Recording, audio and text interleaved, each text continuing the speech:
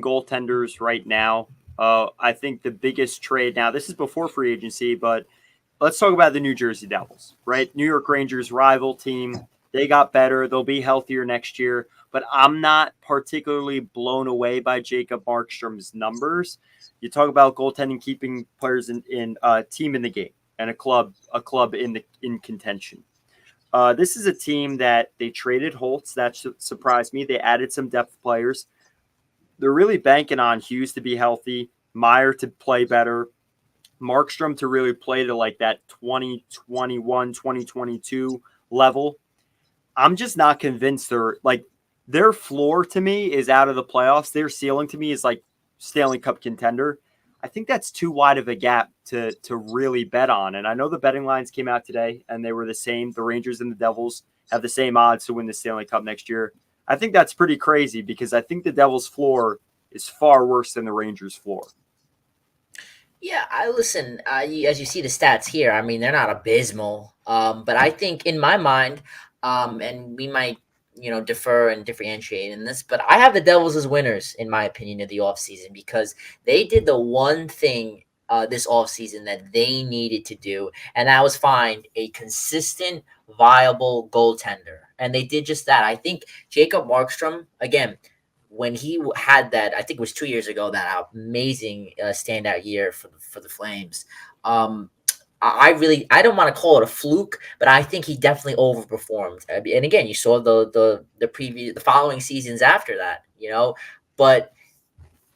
The Devils in this move, this is a win move. Obviously, look at all the goaltenders that they rolled out this year. It's just not sustainable for a team, and I think the Devils do have a lot of pieces. I think when you come to it, a lot of it goes on their offense. They need their guys to show up.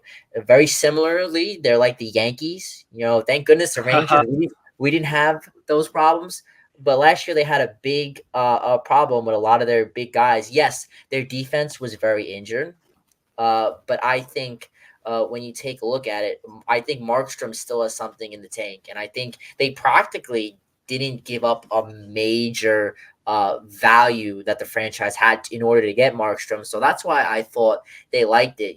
They created some salary cap space by getting rid of John Marino, and they got Brett Pesce. Which they added Pesce, right? But I mean, I'm just not.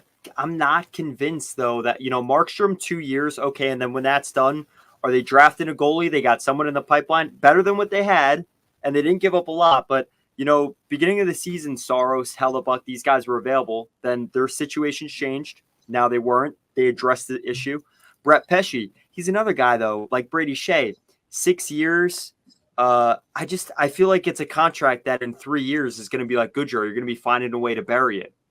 Yeah, I agree with you on that. I'm not saying that they're gonna be great. That's what I'm not what I'm saying. I certainly don't want to see. I'm like you and most Ranger fans listening. I don't want to see the Devils be great, but I'm saying that they're definitely better than what they were rolling out than last year. I think there is no doubt about that.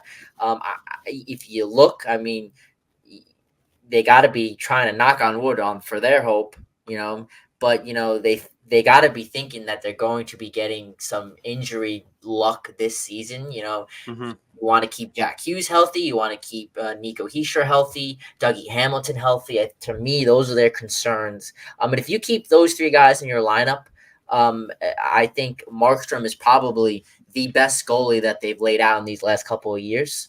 And their defense is definitely more solidified. Now, again, I certainly agree with you.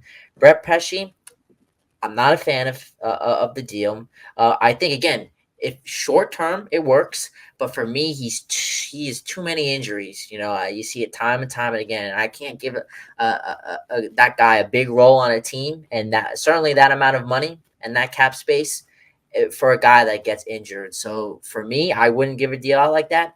But in the grand scheme of things, yes, it does make the Devils better. And you mentioned the betting odds. The Devils are once again going to be one of the top teams. I don't want to say they're a Stanley Cup favorite, but they're definitely a favorite up there in the long scope of things to win the Metro for sure. Well, we're talking about a goaltender, though. 912, 912, 918, 904. This is dating back to 2018. Vancouver and Calgary, 904. The incredible 922 season, phenomenal year, 37 wins. And then 892 and 905. Now, granted, the Calgary situation changed too, and I know they went from kind of like Stanley Cup, contender with the Huberdeau trade to, falling off and going into a rebuild. But at this, and with Pesce, I agree. I actually think he's a stalwart defender. But I just think in the long run, question marks with that deal. I don't think Dougie ever to me was a true number one defender in the same realm as Makar, Fox, Quinn Hughes. I think that drives you to a championship. I think a goalie drives you to a championship and health. And that's just literally the luck of the puck. Like Jack Hughes, Timo Meier has to play better. There's a lot of factors for them to be a champion. And I think there's also a lot of factors for them to reach that floor too. So the Devils were definitely a team that was active and they won and they checked a lot of boxes.